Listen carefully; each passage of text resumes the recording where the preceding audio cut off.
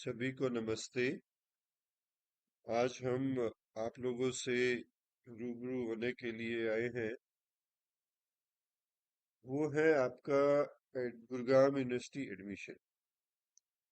जैसा कि आप जानते हैं, गुरुग्राम यूनिवर्सिटी ने एडमिशन शेड्यूल जारी किया है फॉर द सेशन 2025-26। इस सेशन में हम ऑनलाइन एप्लीकेशन लेंगे और वो एप्लीकेशंस जो यूजी प्रोग्राम है, अंडर ग्रेजुएट प्रोग्राम्स, वो 5/5/2025 से स्टार्ट होंगे, जो कि दोपहर बाद शुरू होंगे 5 तारीख को। और पीजी प्रोग्राम्स हैं वो 2/6/2025 से स्टार्ट हो जाएंगे। उनकी लास्ट डेट दी हुई है, मेरिट लिस्ट दी हुई है, पूरा शेड्यूल आपके पास शेयर है। तो सबसे पहले जानेंगे कि एडमिशन के लिए हम कहाँ विजिट करें।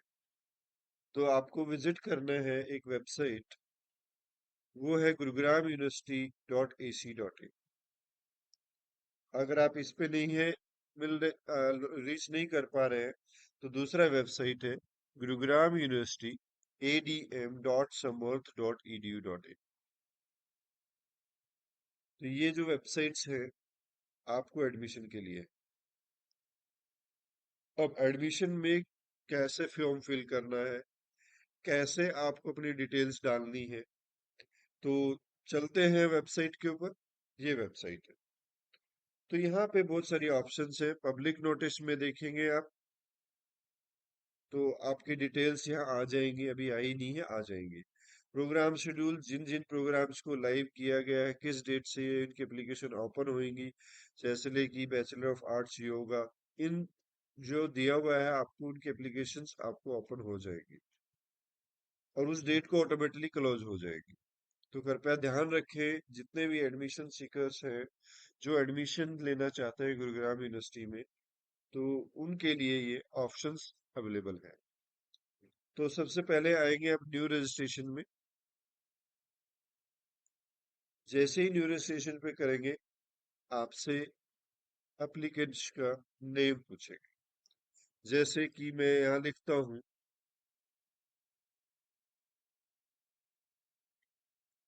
रमेश कुमार।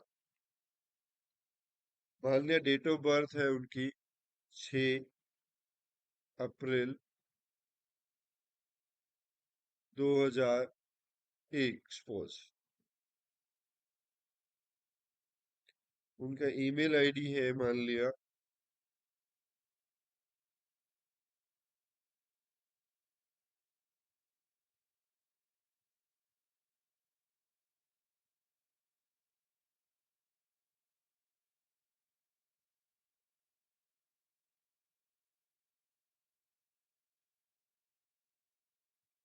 और दोबारा से टाइप करेंगे।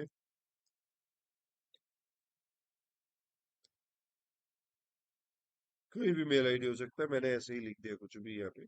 आप मेल आईडी कंफर्म कर लें अपना, पासवर्ड डालें अपना, दोबारा से पासवर्ड एंटर करें जो पहले एंटर किया है। मोबाइल नंबर जरूर डालें, उसके बगैर एक्सेप्ट नहीं करेगा। मोबाइल नंबर को दोबारा एंटर करें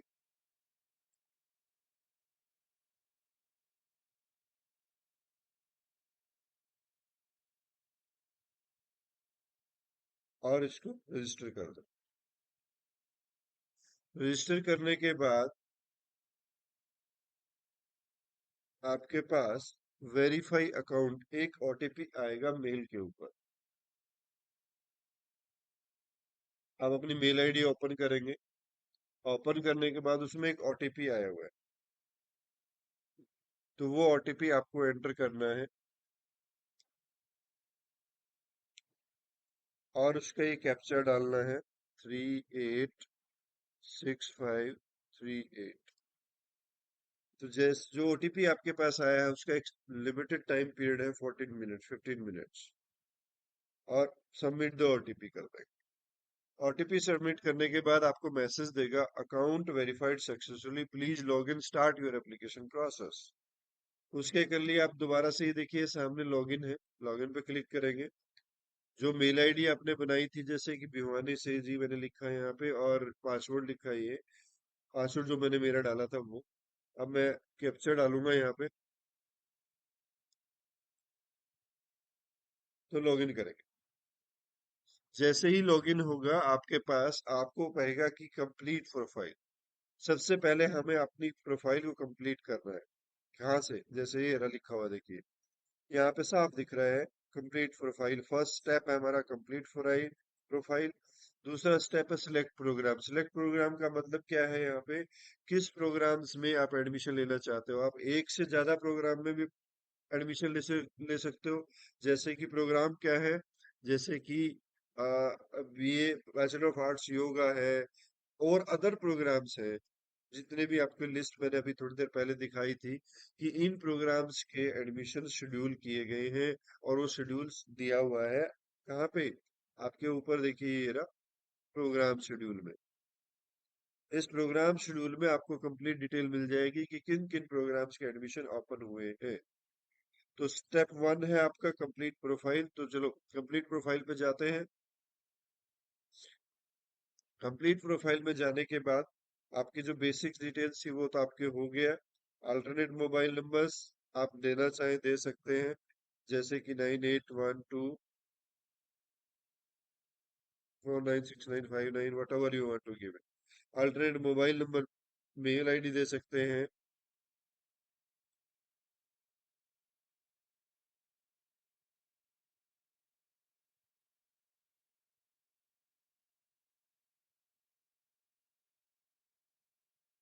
डेट ऑफ बर्थ आपने पहले ही फिल कर दिया था। आपकी एज ऑटोमेटिक कैलकुलेट हो जाएगी। एप्लीकेशन का अब आता है एप्लीकेंट जेंडर। अगर मेल है तो मेल, फीमेल है तो फीमेल। तो सपोज यहाँ मेल है। अब आता है कैटेगरीज। अब आप किस कैटेगरी में अप्लाई कर रहे हैं, आपकी एक्चुअल कैटेगरी क्या है। जैसे ऑल इंडिया कैटेगरी से है तो ऑल इंडिया कैटेगरी। अगर ऑल इंडिया कैटेगरी के इकोनॉमिकल वीकर सेक्शन है तो इकोनॉमिकल वीकर सेक्शन। बीसीए है, बैकवर्ड क्लास ए से है तो backward class A. Backward class B से है तो backward class B. Haryana economical section से है तो हरियाणा इकोनॉमिकल सेक्शन। हरियाणा जो अपन जनरल कैटेगरी है तो एचओजीसी। अदर बैकवर्ड क्लास है तो वो इसकी जरूरत नहीं पड़ेगी वैसे आपको, क्योंकि हरियाणा में बीसीए और बीसीबी से ही अप्लाई होगा। एससी है, शेड्यूल कास्ट है तो schedule caste. Deprived schedule caste है तो डिप्राइव्ड शेड्यूल कास्ट। और अदर कैटेगरीज से कोई बिलोंग करता है तो वो इसमें। तो इस कैटेगरीज में सपोज मैं ऑल इंडिया कैटेगरी में अप्लाई करना चाहता हूँ, या बीसीबी से अप्लाई करना चाहता हूँ। जैसे ही बीसीबी सर्टिफिकेट मांगेगा तो आपसे उसका सर्टिफिकेट नंबर और इशूइंग डेट ये दो मेंशन करनी है। मान लिया मैं कहता हूँ ऑल इंडिया इकोनॉमिकल सेक्शन से है। इकोनॉमिकल सेक्शन से जैसे ही मांगेगा आपसे डिटेल, तो सबसे पहले उसका certificate number, economical weaker section का एक सर्टिफिकेट बनाते हैं गवर्नमेंट से, और वो किस डेट को इशू किया हुआ है, और उसमें एनुअल इनकम क्या है अगर आपने इकोनॉमिकल वीकर सेक्शन से है। अगर आप बीसी ए से हैं तो आपको category number, certificate category number और उसका सर्टिफिकेट इशूइंग डेट ये दोनों मेंशन करनी है। अगर आप बीसीबी से हैं तो भी आपको यही मेंशन करना है। अगर हरियाणा ईवीएस से है तो भी आपको कैटेगरी सर्टिफिकेट नंबर और category certificate issuing date mention करनी है। हरियाणा ऊपर जनरल कैटेगरी में आपको कुछ मेंशन नहीं करना है। ऑल इंडिया कैटेगरी में आपको यहाँ कुछ मेंशन नहीं करना है। अगर आप लेते हैं SC category, again certificate number and issuing date. अगर आप डिप्राइव्ड लेते हैं तो भी आपको सर्टिफिकेट नंबर और कैटेगरी डेट। और अदर भी ऐसे ही एनआरआई अगर कोई है तो, और सार्क देश से है तो कोई और उसमें कोई डिटेल नहीं चाहिए। तो लेट्स हम लेते हैं एग्जांपल, आपको ऑल इंडिया कैटेगरी है। तो हम मैरिड, या मैरिड है, अनमैरिड है, डिवोर्स है, विडोज है, जिससे भी कैटेगरी में आप आते हैं सपोज ये देते हैं। आपका फिर ब्लड ग्रुप देखो मैंडेटरी नहीं है, बट आप ब्लड ग्रुप डालेंगे आपकी इन्फॉर्मेशन प्रॉपर ताकि यूनिवर्सिटी के पास रहे। लोग suppose this is an O positive. Are you citizen of India? Yes. और नहीं है तो नो लिखेंगे। अपना रिलीजन हिंदुज्म है, क्रिश्चियन है, सिखिम है, वो कौन सा रिलीजन से आप बिलोंग करते हैं वो चूज करेंगे। यहाँ पे ध्यान रहे आपको परिवार पहचान पत्र आईडी जो एक फैमिली आईडी है आपकी, वो ऐड करनी है। जैसे कि AXWT, जो भी आपकी फैमिली आईडी है, आप जितनी भी आईडी है वो आप यहाँ लिखेंगे।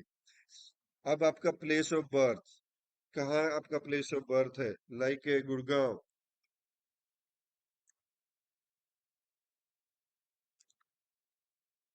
कंट्री कौन सी है, इंडिया।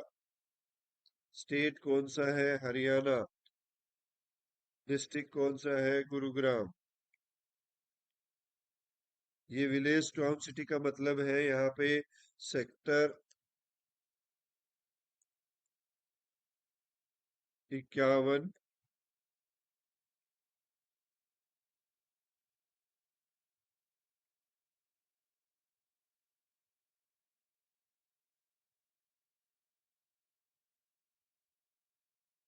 51 या समसपुर हो गया, या कोई गांव का नाम हो गया, वो आप यहाँ लिख सकते हैं विलेज टाउन और सिटी में। तो ये हो गया आपका। उसके बाद आता है मदर नेम। सपोज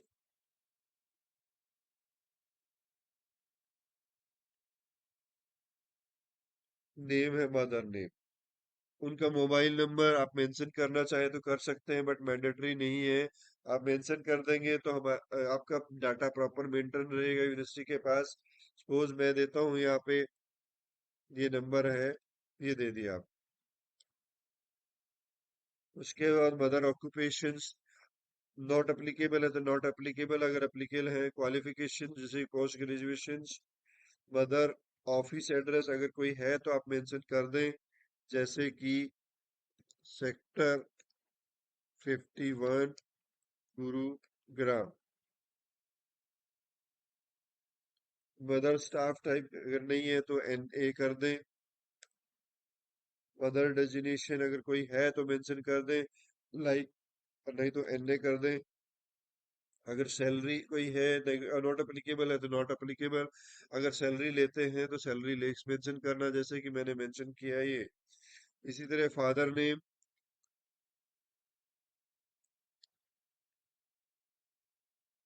इसी तरह फादर मोबाइल नंबर।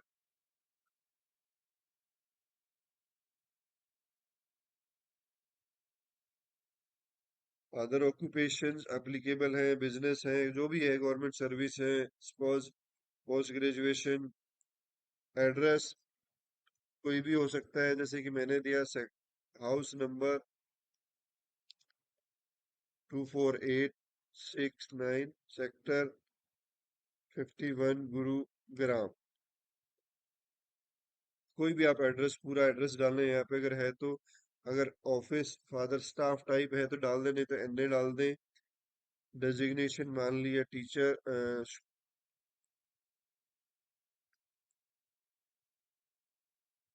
मान लो स्कूल के टीचर हैं तो LECTURER लेक्चरर डाल सकते हैं। सैलरी है suppose up to 8 lakh, whatever, जो भी आपकी इसमें से सुटेबल आपको लगती है।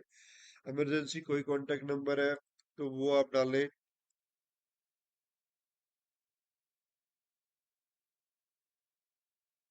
और कंबाइंड फैमिली इनकम, ये ध्यान रहे, जो भी EVS स्कीम के लिए कोई अप्लाई कर रहे हैं तो पूरी फैमिली की इनकम आपको मेंशन करनी है यहाँ पे।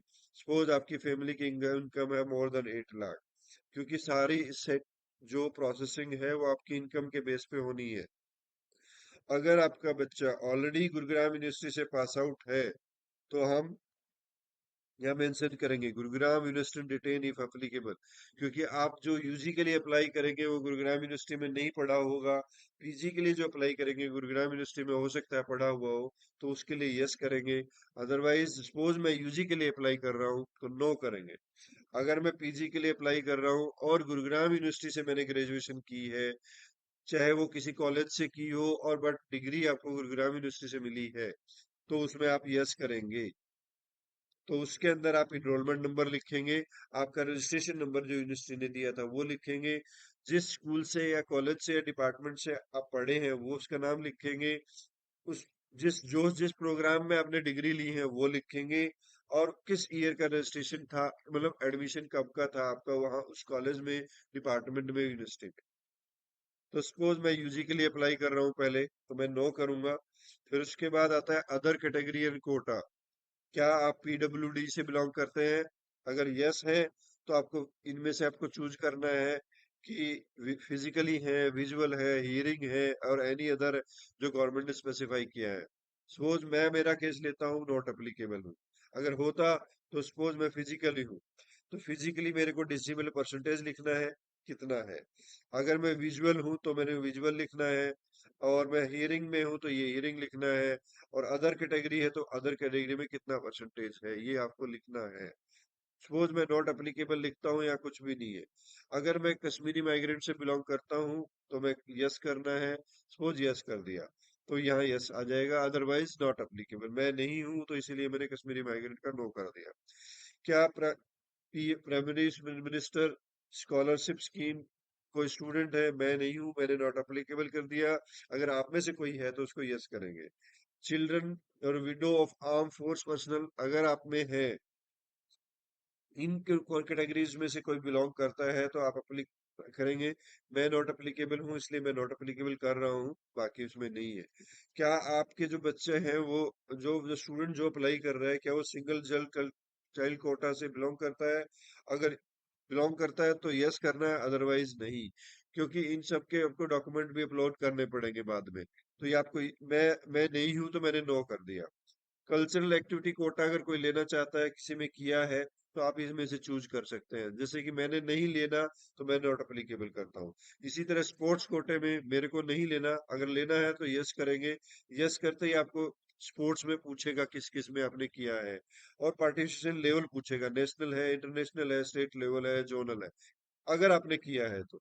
मैं नो हूँ इसलिए मैं नो कर रहा हूँ, तो इसलिए आपसे डिटेल नहीं मांगा। अगर यस करेंगे तो आपको क्या फिल करना है कि कौन से, पहले तो स्पोर्ट्स सिलेक्ट करना है कि कौन से स्पोर्ट्स में हो और किस लेवल पे फिर आपने पार्टिसिपेट किया हुआ है वो फिल करना है। फिर आपको बैंक डिटेल आप यहाँ फिल करनी है। बैंक डिटेल आप अपने पेरेंट्स की दे सकते हैं, मदर की दे सकते हैं, आप अपनी दे सकते हैं। तो उसमें यहाँ क्या लिखना है? Name of the account holder, जिस नाम से वो अकाउंट है, और वो अकाउंट कौन सा है। सपोज मैं लिखता हूँ, यहाँ पे लिखा पुष्पा रानी, सॉरी देवी, ये मदर नेम है।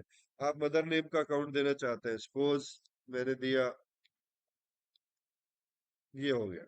अब कंफर्म बैंक अकाउंट है, जैसे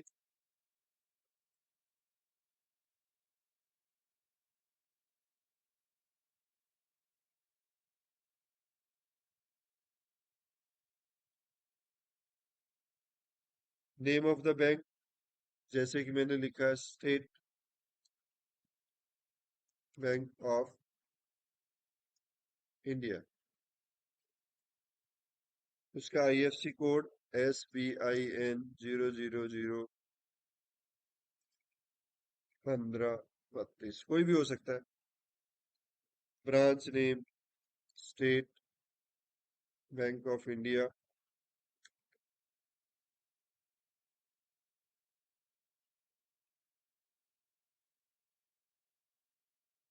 कोई भी दे दिया, गुड़गांव, जहां पे भी आपका है बैंक। अब आता है एड्रेस। अब आता है एड्रेस फील्ड में मैंने लिखा 2489, हाउस नंबर,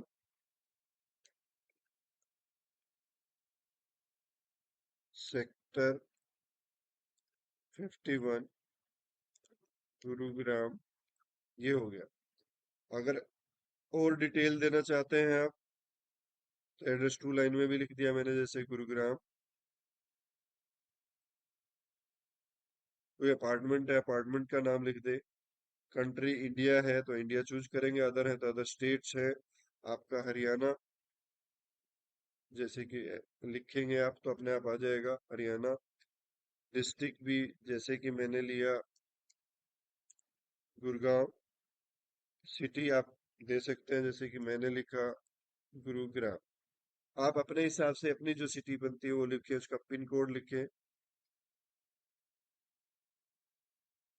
पिन कोड लिखे। अगर परमानेंट एड्रेस और आपका जो एड्रेस है सेम है, तो आप यहाँ क्लिक कर देंगे, अपने आप आ जाएगा। जैसे ही क्लिक करेंगे वो आपका एड्रेस एज इट इज आ जाएगा, और हम सेव कर देंगे अपनी डिटेल्स। आपसे पूछेगा कि क्या ये डिटेल्स मैं सेव करना चाहता हूँ। ओके, ओके करेंगे वहां पे।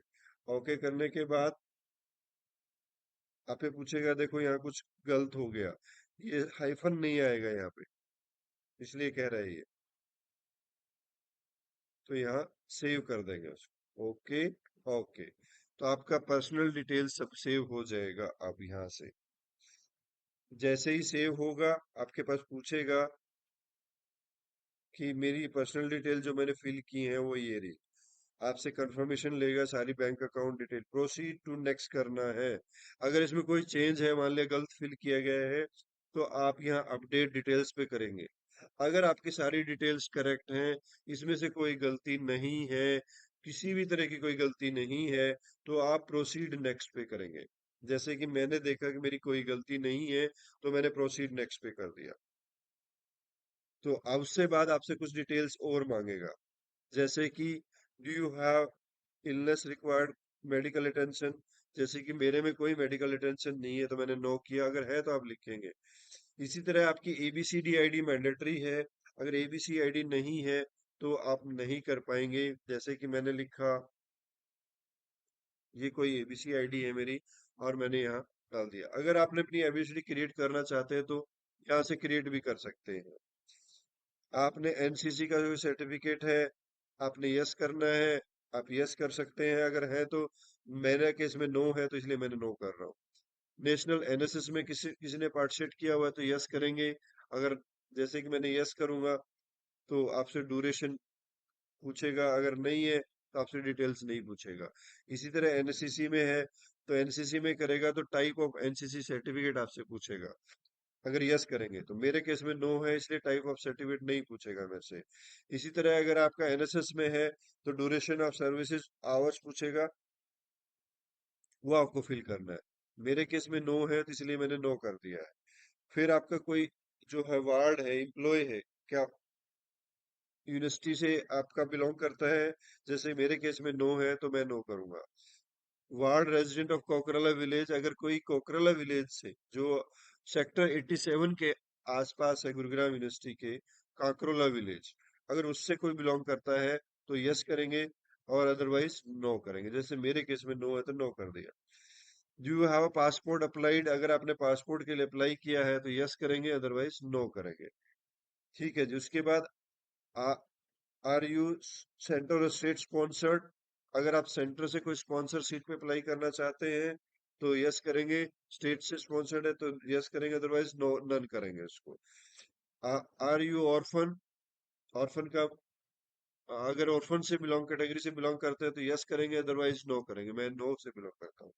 अब आता है आपकी लैंग्वेज में कि इंग्लिश आप कौन इंग्लिश ही पढ़ सकते हैं। जैसे इंग्लिश में आप रीडिंग राइटिंग स्पीकिंग कर सकते हैं, जैसे मैं कर सकता हूँ तो मैं यस करूंगा। हिंदी में भी मैं यस करूंगा क्योंकि मैं हिंदी इन तीनों में कर सकता हूँ। अदर लैंग्वेज कोई है आप यहाँ मेंशन करेंगे और उसकी कंडीशन चूज कर देंगे। अदर लैंग्वेज टू और कोई है तो उसमें भी आप मेंशन कर देंगे। जैसे कि मेरे केस में यही था तो मैंने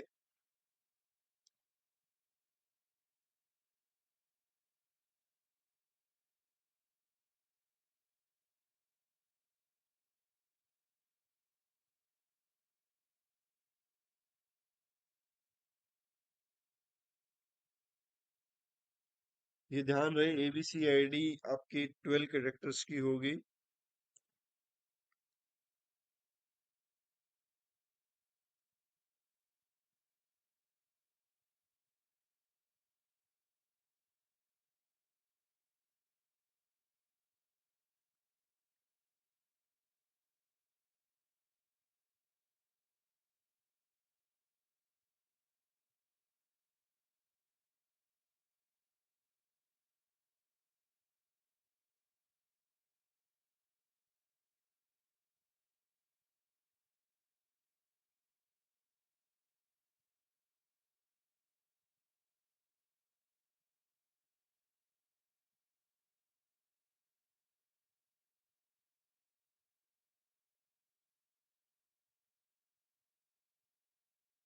अभी बता रहा हूँ आपको कि क्या करना है। एबीसी आईडी, मैं एक एबीसी आईडी ले लेता हूँ।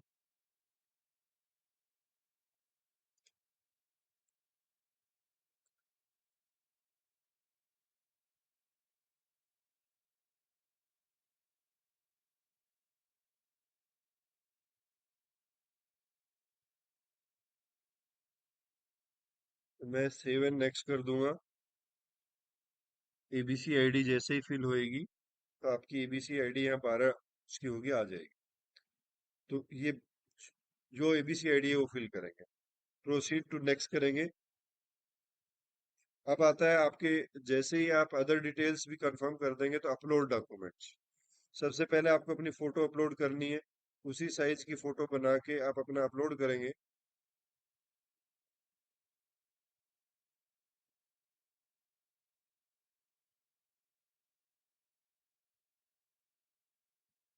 जैसे कि मैंने अपलोड किया फोटो, और स्टार्ट अपलोड कर देंगे।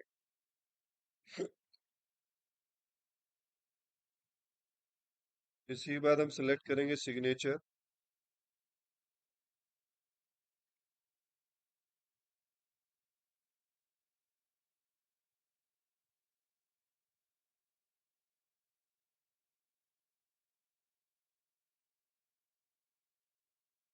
ये देखिए, file size should be less than, उस साइज होना चाहिए। तो जो भी आप अपलोड करेंगे फाइल का ध्यान रखें कि इस साइज की होनी चाहिए। मैं सेम रिपीट कर रहा हूँ क्योंकि आपको दिक्कत नहीं होएगी, इसलिए मैं मेरी रिपीट कर रहा हूँ।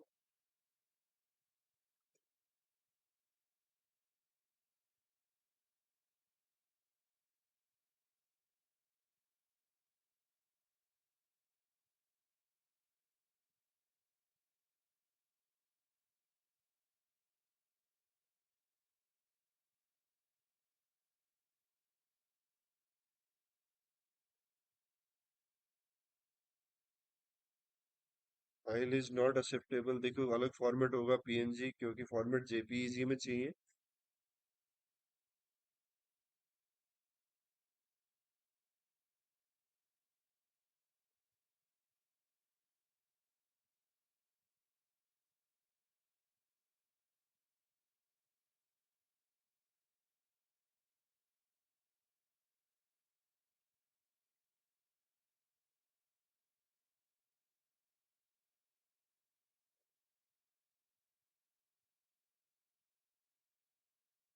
सपोज मैं ये ले लेता हूँ।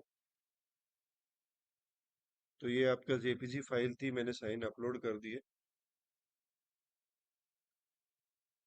अपलोड करने के बाद आपको PPI family ID proof upload करना है।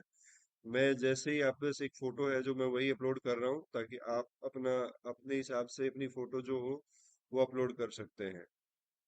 आप, मैंने अपलोड कर दिया। इसी तरह इनकम सर्टिफिकेट में, इनकम सर्टिफिकेट आपने जो डाउनलोड किया होगा वो आप फोटो की फॉर्म में भी हो सकता है, पीडीएफ भी हो सकता है।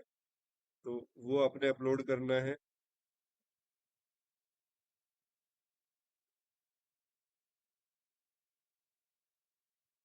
वो अपलोड होने के बाद आप प्रोसीड टू नेक्स्ट करेंगे। तो ये मैंने किया, प्रोसीड टू नेक्स्ट। ये सारी चीजें अपलोड होने के बाद आपसे अब पूरा फॉर्म आपको अपलोड दिखा देगा कि मेरी ये चीज थी जो मैंने अपलोड कर दी है। अब यहाँ पे ये चीज ध्यान रखने की बात है, ये जो अपनी प्रोफाइल थी ये लॉक हो जाएगी। सबमिट एंड लॉक, अगर आपकी ठीक करेक्ट है। अगर आपको लगता है कि नहीं है, ड्राफ्ट में सेव करें और इसको एडिट कर लें और दोबारा से वापस सेम प्रोसीजर रिपीट करें। तो हमारा जितना भी फिल किया है फॉर्म, ये आपको दिख जाएगा। दिखने के बाद जैसे कि मैंने फिल किया प्रॉपर करेक्ट है, तो मैं इसको सबमिट एंड लॉक करूंगा। आपको लगता है कि मेरा करेक्ट नहीं है, तो आपसे पूछेगा कि मेरी सारी डिटेल्स जो है वो सही है, मैं मेरी स्टेटमेंट डिक्लेयर सही कर रहा हूँ और मैं कंफर्म कर रहा हूँ और मेरी प्रोफाइल में लॉक कर रहा हूँ। तो जैसे ही ये सारी डिटेल्स आप चेक कर लेंगे कि भाई ये है, तो लॉक हो जाएंगी। अब आप प्रोफाइल आप अपना एडिट नहीं कर सकते सबमिट होने के बाद। सबमिट होने के बाद आप अपनी प्रोफाइल एडिट नहीं कर सकते। अब आपको देखना है मैं किस लेवल के, सपोज मैं बैचलर्स में अप्लाई करना चाहता हूँ, तो मैं यहाँ बैचलर्स चूज करूंगा। किस प्रोग्राम के, सपोज मैं एलएलबी के लिए अप्लाई करना चाहता हूँ तो एलएलबी चूज करूंगा।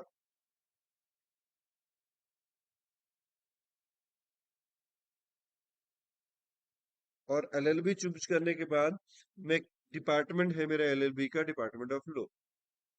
तो ये जैसे ही चूज करूंगा मैं, आपसे नेक्स्ट प्रोसीड करेगा। प्रोसीड करने के बाद आपसे पूछेगा कि मेरा जो प्रोग्राम सिलेक्शन है वो ये है। फिर आपसे कहेगा कि इसकी परसेंटेज क्या है, आपकी एलिजिबिलिटी कंडीशंस क्या है। तो वो आपके सामने आ गई हैं कि ये एलिजिबिलिटी कंडीशंस है, ये आप फुलफिल कर रहे हैं, आप इसको प्रोसीड करेंगे। प्रोसीड करने के बाद आपसे पूछा इसने बैचलर ऑफ एलएलबी में कि fee status not paid not submitted है। ये आपको बताएगा, क्योंकि जब तक आप ये एकेडमिक डिटेल्स और अपलोड डॉक्यूमेंट नहीं करेंगे, पेमेंट नहीं होएगी, तो आपको नेक्स्ट करेंगे। नेक्स्ट करने के बाद आप अपनी एलिजिबिलिटी को यहाँ से चेक करेंगे कि यस, मैंने एलिजिबिलिटी पढ़ ली है और मैं उसके लिए एलिजिबल हूँ। ये कंडीशन चेक करनी जरूरी है। चेक करने के बाद आप अपना 10th के मार्क्स भरेंगे। सपोज मैं लेता हूँ 10th मैंने पास किया 23 में, तो मैंने यहाँ सीजीपीए लिख दिया 9.5, class division first, name of the institution, यहाँ आपने जहाँ से 12th की है, जैसे कि मैंने एक बार ये डाल दिया, फिर डाला बोर्ड का नाम, तो सीबीएसई। सब्जेक्ट का कॉम्बिनेशन लाइक हिंदी, इंग्लिश,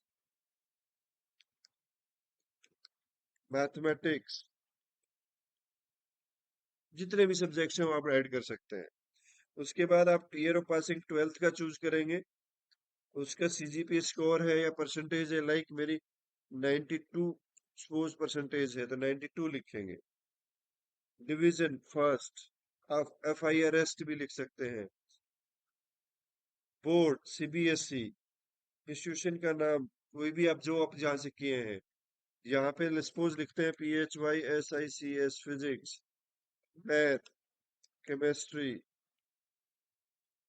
और जितने भी सब्जेक्ट हैं जो आपने लिए हैं वो करेंगे। अगर आपने ग्रेजुएशन की है, क्योंकि बीबीए सॉरी एलएलबी में ग्रेजुएशन चाहिए होता है, तो यहाँ ग्रेजुएशन का चूज करेंगे। पास्ट है या अपीयरिंग है, दोनों में ऑप्शन दिए हुए हैं। सपोज मैं पास्ट हूँ, फिर मैं सिलेक्ट करूंगा कौन सा ईयर पास है। अब मेरा देखो यहाँ क्या कह रहा है, qualification must be greater than 12th passing year. ये ध्यान रखना है, क्योंकि मैंने और 12th का फिल कर दिया था, तो मैं यहाँ 21 करूंगा। वो आप देखना पड़ेंगे आपको आपके हिसाब से। अब मैं यहाँ 25 कर दूंगा, तो ये मेरा ईयर हो गया। सब्जेक्ट कॉम्बिनेशन वही सब्जेक्ट लिखेंगे आपने जो लिए थे, जो आपकी ग्रेजुएशन में थे। Have you pass post graduation with honours, post graduation pass की है या नहीं की है, ऑनर्स से की है नहीं की है, बताना है। जैसे कि मैंने यस किया तो यस जाएगा। ग्रेजुएशन ऑनर्स सब्जेक्ट, ऑनर्स के जो सब्जेक्ट होंगे, सपोज मैंने इंग्लिश लिखा, कोई भी हो सकता है। Graduation name board of university, जैसे कि गुरुग्राम लिख दिया मैंने, आप लिख सकते हैं। और कोई यूनिवर्सिटी है, महर्षि दयानंद भी हो सकती है, और कोई भी यूनिवर्सिटी हो सकती है जहां से आपने पास किया है।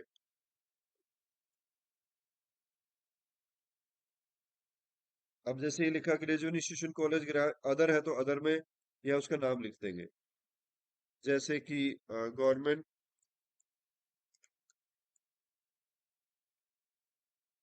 College sector 9,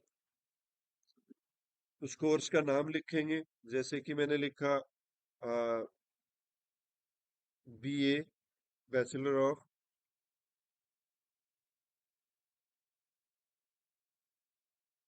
arts, English,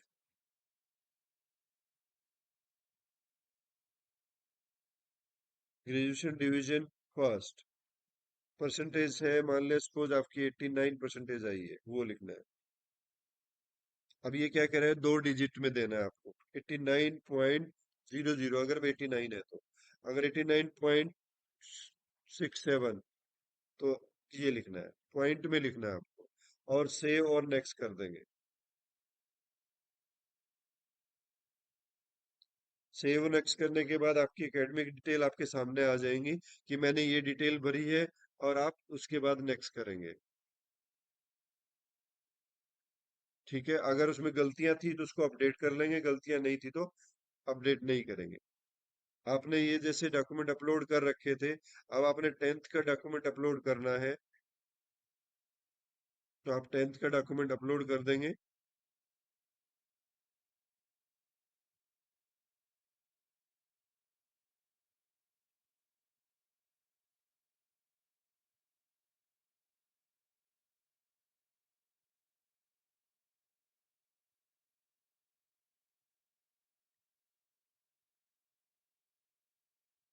chart uploading. इसी तरह फिर 12th का डॉक्यूमेंट जो फोटो खींचेंगे आप अपनी 12th की, और फोटो और इमेज क्लियर आनी चाहिए, ताकि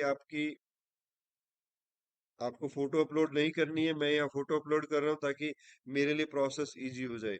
आपको अपने डॉक्यूमेंट ही अपलोड करने हैं। इसी तरह आपको, क्योंकि सिस्टम उसी साइज की इमेज और ये चीजें मांगता है, तो इसलिए मैंने एक इमेज बना रखी है ताकि मैं वही अपलोड कर रहा हूँ, सिर्फ ये दिखाने के लिए आपको। आपको अपने डॉक्यूमेंट ही अपलोड करने हैं, ये चीज ध्यान रहे। उसके बाद आप यहाँ देखेंगे, सपोज सारी चीज अपलोड हो गई, तो आप इसको करेंगे प्रीव्यू। प्रीव्यू जैसे करेंगे तो आपके पास आपकी पूरी डिटेल्स आपके सामने होगी कि मैंने किस प्रोग्राम में अप्लाई किया है। ठीक है, तो ये देखो आपके सामने आ गई, ये टेम्परेरी नंबर आ गया एक। जब तक फीस सबमिट, ये देखो यहाँ पे क्या ऑप्शन है, सबमिट एप्लीकेशन। क्योंकि अब आपकी एप्लीकेशन बन के तैयार हो गई है, अप्लाई हो गया है, अब आपको सबमिट एप्लीकेशन करेंगे। सबमिट जैसे ही एप्लीकेशन करेंगे, तो आपसे दोबारा से वो सारी चीजें चेक कराएगा। दोबारा से आपको सारी चीजें आपसे एक बार दोबारा से फिर पूछेगा कि यह सही है या नहीं है। आप फिर नेक्स्ट पे जाएंगे।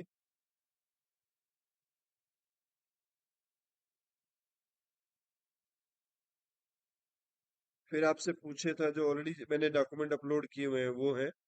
उसके बाद प्रीव्यू पूछेगा आपसे। ये आपका एक टेम्परेरी एप्लीकेशन बन के आ गया है, देखिए।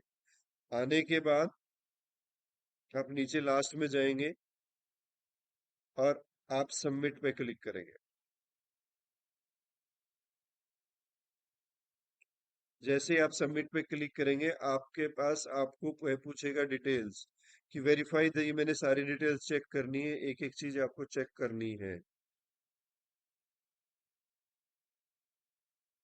ये सारी पे क्लिक करना है, आप आपने चेक कर लिए, और पेमेंट गेटवे पे क्लिक कर देना है।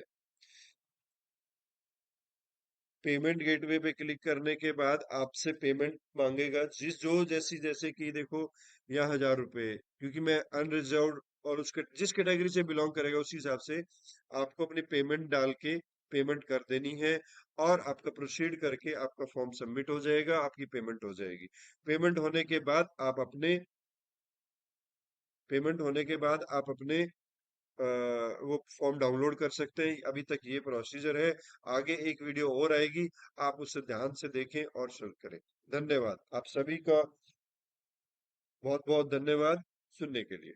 और आप सभी को जितने से ज्यादा शेयर करें, ताकि ये वीडियोस सभी के पास पहुंचे कि गुरुग्राम यूनिवर्सिटी में एडमिशन कैसे अप्लाई करना है। धन्यवाद।